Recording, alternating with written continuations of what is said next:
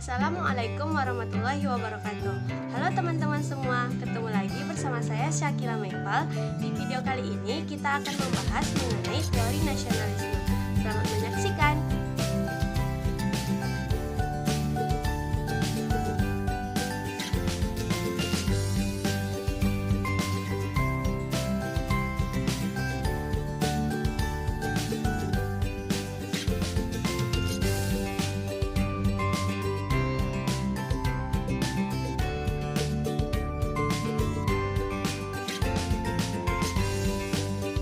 Kita masuki ke materi yang pertama mengenai teori nasionalisme. Ada dua pendapat mengenai nasionalisme. Yang pertama menurut Sarman dan yang kedua menurut Hara. Menurut Sarman, nasionalisme sering diartikan sebagai kecintaan terhadap tanah air tanpa reserve, yang merupakan simbol patriotisme heroik semata sebagai bentuk perjuangan yang seolah-olah menghalalkan segala cara demi negara yang dicintainya. Yang kedua yaitu menurut Hara, nasionalisme mencakup konteks yang lebih luas, yaitu persamaan keanggotaan dan kewarganegaraan dari semua kelompok etnis dan budaya di dalam suatu bangsa. Dalam kerangka nasionalisme juga diperlukan sebuah kebanggaan untuk menampilkan identitasnya sebagai suatu bangsa. Kebanggaan itu sendiri merupakan proses yang lahir karena dipelajari dan bukan warisan yang turun-temurun. Jadi dapat disimpulkan nasionalisme adalah suatu sikap cinta tanah air sebagai wujud dari cita-cita dan tujuan negara agar terwujud persatuan atau kemerdekaan nasional. Materi selanjutnya yaitu faktor penyebab munculnya nasionalisme. Ada dua faktor penyebab munculnya nasionalisme. Yang pertama, faktor dari dalam atau internal. Yang kedua, faktor dari luar atau eksternal. Faktor dari dalam. Yang pertama, kenangan kejayaan masa lampau. Bangsa Asia dan Afrika sudah pernah mengalami masa kejayaan sebelum masuk dan berkembangnya imperialisme dan kolonialisme barat. Bangsa India, Indonesia, Mesir, dan Persia pernah mengalami masa kejayaan sebagai bangsa yang merdeka dan berdaulat. Kejayaan masa lampau inilah yang mendorong semangat untuk melepaskan diri dari penjajahan. Selanjutnya yaitu bersatunya negara-negara Asia dan Afrika sejak dahulu kala. Faktor yang mendorong rasa nasionalisme bangsa Asia bukanlah dampak penjajahan yang dilakukan oleh bangsa-bangsa Eropa terhadap bangsa Asia, Afrika, melainkan rasa persatuan inilah yang sudah dimiliki sejak dahulu kala, terutama sesama ras ataupun kerjasama perdagangan yang telah saling melengkapi antara produsen benda yang berlainan. Selanjutnya yaitu munculnya golongan cendekiawan atau golongan terpelajar. Perkembangan pendidikan menyebabkan munculnya golongan cendekiawan atau golongan terpelajar yang patut hasil dari pendidikan bangsa barat maupun pendidikan Indonesia itu sendiri. Mereka menjadi penggerak dan pimpinan munculnya organisasi Pergerakan Nasional Indonesia yang selanjutnya berjuang untuk melawan penjajah. Selanjutnya yaitu ajaran nasionalis yang mengembang dalam babak politik, sosial, ekonomi, dan kebudayaan. Dalam politik, tampak dengan upaya gerakan nasionalis menyuarakan aspirasi masyarakat pribumi yang telah hidup dalam penindasan dan penyelewengan hak asasi manusia. Dalam ekonomi tampak dengan telah tersedianya usaha penghapusan eksploitasi ekonomi asing. Tujuannya untuk membentuk masyarakat yang bebas dari kesengsaraan dan kemelaratan untuk meningkatkan taraf hidup bangsa Indonesia. Yang terakhir itu bidang budaya. Tampak dalam upaya untuk melindungi, memperbaiki, dan mengembalikan budaya bangsa Indonesia yang hampir punah karena masuknya budaya asing di Indonesia. Para nasionalis berusaha untuk memperhatikan dan menjaga serta menumbuhkan kebudayaan asli bangsa Indonesia. Selanjutnya yaitu faktor dari luar atau eksternal. Yang pertama ada kemenangan Jepang atas Rusia tahun 1905. Pada tahun 1904 sampai 1905, Jepang melawan Rusia dan tentara Jepang sukses mengalahkan Rusia. Hal ini dikarenakan modernisasi yang dilakukan Jepang yang telah membawa kemajuan kemajuan yang pesat dalam berbagai babak, bahkan dalam babak militer. Kesuksesan Jepang melawan Rusia inilah yang mendorong lahirnya semangat bangsa-bangsa Asia Afrika mulai membangun melawan bangsa asing di negerinya. Yang kedua yaitu munculnya paham-paham modern.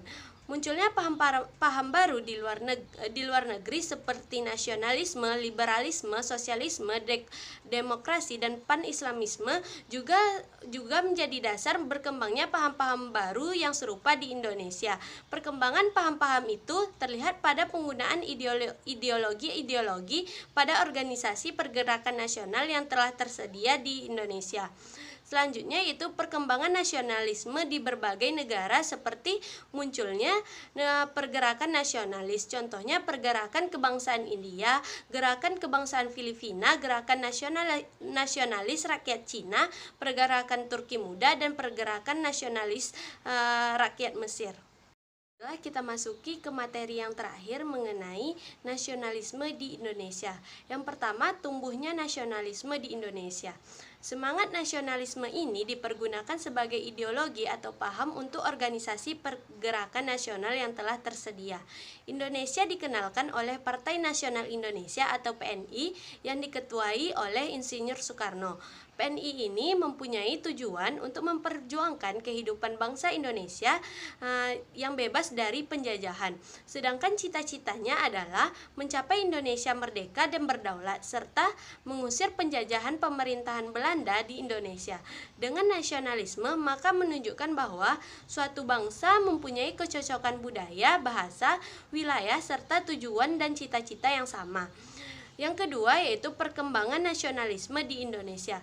Sebagai upaya menumbuhkan rasa nasionalisme di Indonesia, diawali dengan pembentukan identitas nasional, yaitu telah tersedianya penggunaan istilah Indonesia untuk menyebut negara kita, di mana selanjutnya istilah Indonesia dipandang sebagai identitas nasional, simbol perjuangan bangsa Indonesia dalam menentang penjajah.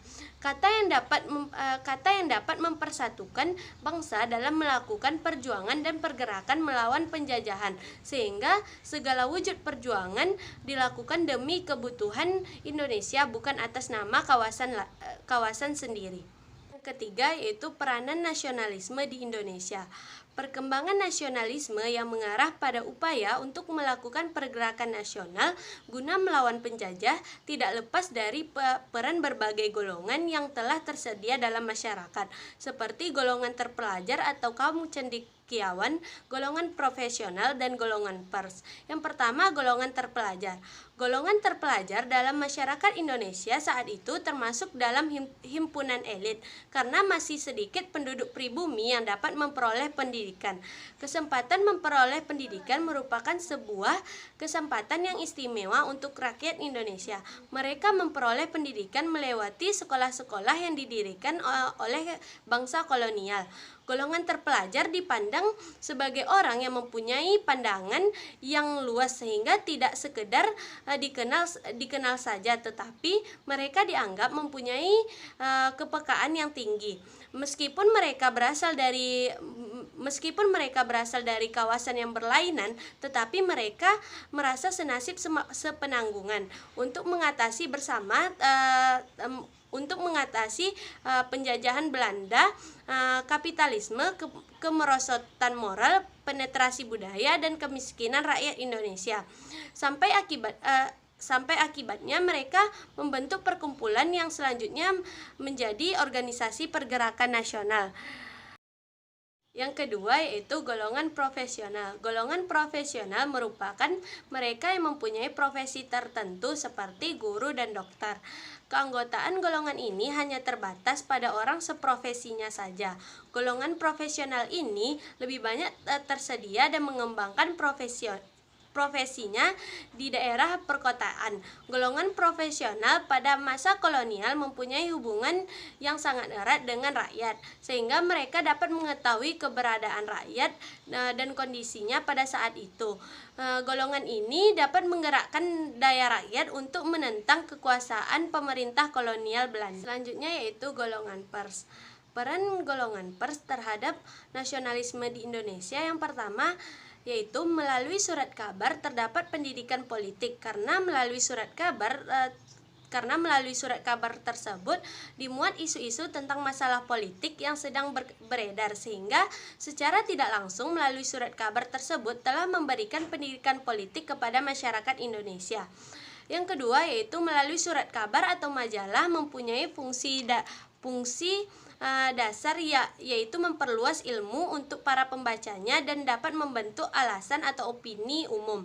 Yang ketiga, pendidikan sosial politik dapat disalurkan melalui tulisan-tulisan di surat kabar dan media sehingga menumbuhkan pemikiran dan pandangan kritis pembaca yang dapat membangkitkan kesadaran bersama untuk bangsa Indonesia. Yang keempat, surat kabar merupakan media komunikasi cetak yang paling potensial yang berisi berita, wawasan, dan polemik. Bahkan ide dan pemikiran secara struktural dapat dikomunikasikan kepada masyarakat luas.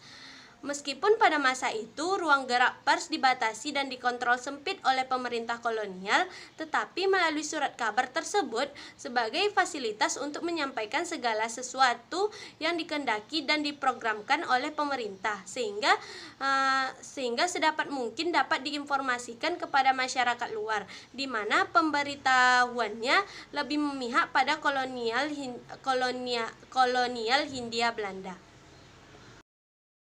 Mungkin itu saja penjelasan saya mengenai nasionalisme. Lebih dan kurang saya mohon maaf. Wassalamualaikum warahmatullahi wabarakatuh.